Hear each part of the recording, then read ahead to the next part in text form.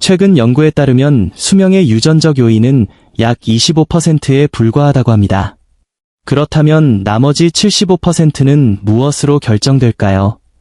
그 답은 여러분이 매일 되풀이하는 생활 습관입니다. 아침에 눈을 뜨고 처음 입에 넣는 것, 낮 동안 몸을 어떻게 움직이는지, 그리고 밤에 어떤 마음으로 잠드는지 같은 사소한 반복이 세포를 날마다 바꾸며 수명이라는 큰 결과를 좌우합니다. 그 영향은 결코 작지 않습니다.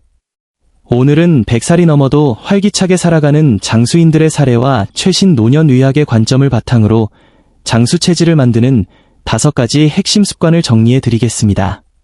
특히 걷기에 대해서는 이미 잘 알려진 건강법이라고 생각하시겠지만 실제로는 많은 분이 방법을 잘못 알고 있습니다. 단순히 걷기만 해서는 도움이 되지 않을 뿐더러 오히려 독이 되는 경우도 있습니다. 그리고 순위의 가장 높은 자리에는 식사나 운동보다 수명을 더 크게 좌우하는 의외의 요소가 등장합니다. 이는 비용이 들지 않고 오늘부터 바로 실천할 수 있지만 이를 모르면 아무리 건강에 신경 써도 효과가 절반으로 줄어들 만큼 중요합니다. 오늘 영상을 통해 단순히 오래 사는 것을 넘어 마지막까지 내 발로 걷고 내 머리로 생각하며 웃으며 지낼 수 있는 구체적인 루틴을 얻어 가시기 바랍니다. 이 채널에서는 65세 이상의 여러분을 위해 건강 수명을 늘리는 실질적인 방법과 일상에 도움이 되는 정보를 전해드립니다. 앞으로 이어질 최신 소식을 놓치지 않으시려면 지금 채널 구독을 해두시길 권해드립니다. 먼저 장수 체질의 첫 번째 비결은 식사 습관입니다.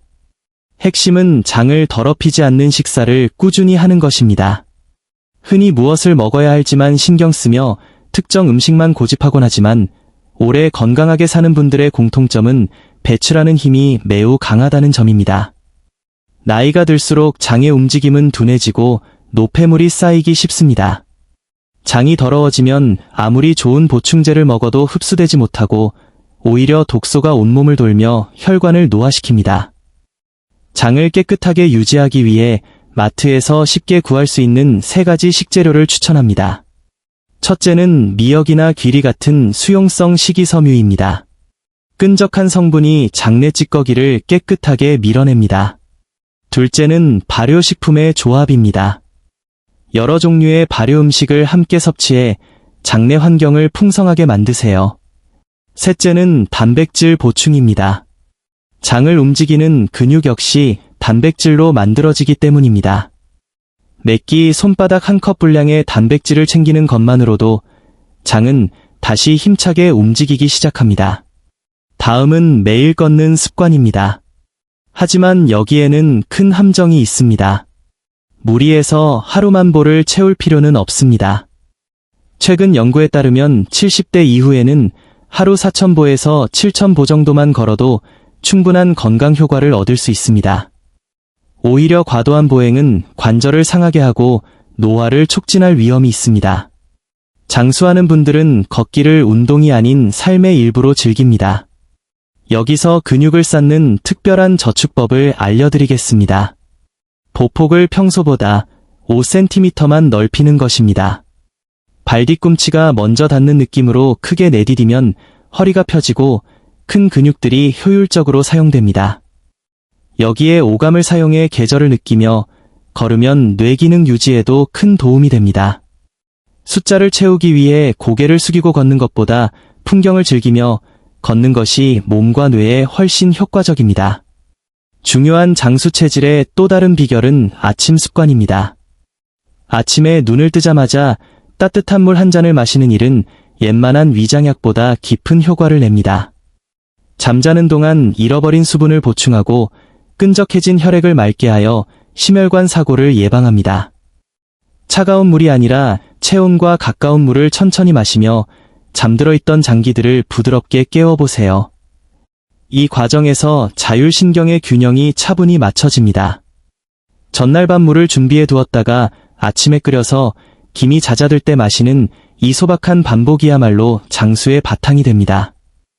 오늘 하루도 무사히 보낼 수 있기를 스스로에게 빌어주는 이 한 잔은 그 어떤 고가의 관리보다 깊은 안티에이징이 됩니다. 다음으로 식사나 운동 이상으로 중요한 것은 회복의 시간, 즉 깊고 질 좋은 잠입니다. 우리가 잠든 동안 뇌 속에서는 노폐물을 씻어내고 치매 원인 물질을 정리하는 정화 작업이 이루어집니다.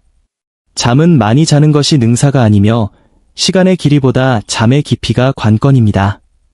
이를 돕기 위해 저녁 식사 후 조명을 낮추어 뇌가 밤임을 인지하게 하고 잠들기 전 걱정거리를 수첩에 적어 머릿속을 비워보세요.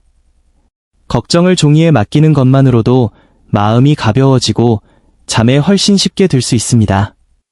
밤은 애써 버티는 시간이 아니라 하루 동안 수고한 자신을 쉬게 하고 뇌를 깨끗이 씻어주는 소중한 시간입니다. 마지막으로 장수 체질의 최종 핵심은 사람과의 연결감을 느끼는 마음입니다. 이는 단순한 위로가 아니라 수십 년간의 연구로 확인된 과학적 사실입니다.